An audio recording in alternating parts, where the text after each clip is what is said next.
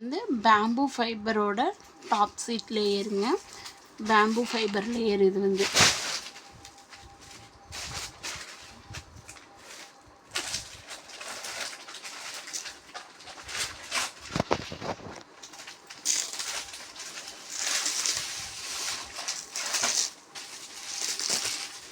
இது வந்து bamboo fibre.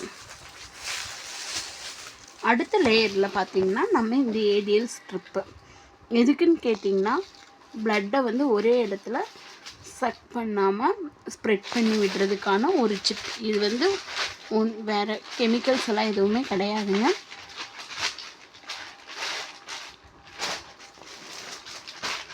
இதில் நம்ம வாட்டர் வந்துட்டு இது பண்ணியிருக்கு இல்லைங்களா, அதனால் வந்து லேயர் வந்து நம்மளுக்கு பிரிஞ்சு வரும். ஸோ வெயிட் பண்ணுங்கள்.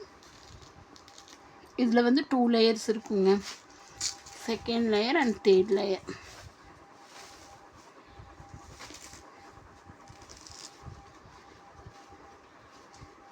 இதில் 2 லேயர்ஸ் இருக்கும் பாருங்கள். இது வந்து பார்த்திங்கன்னா ஏர்லைடு பேப்பர். 4th லேயரில் தான் ஏர்லைடு பேப்பர் இருக்குது நம்மளுக்கு.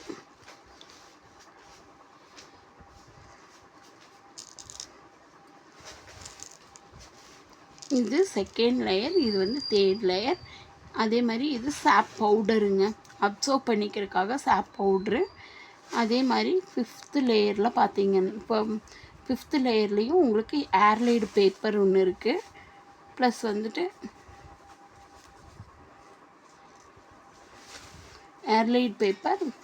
அதுக்கப்புறமா வந்து பார்த்திங்கன்னா ஒரு லேயர் 5th லேயர் ஒன்று இருக்குது. யாரோ வராங்க. இது வந்து 6th லேயர் காட்டன் லேயர். சரிங்களா?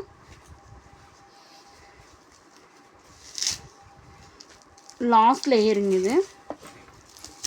7th லேயர் பார்த்திங்கன்னா 50% பயோடிகிரேடபிள் வாட்டர் ப்ரூஃப் லீக் சீட்டுங்க.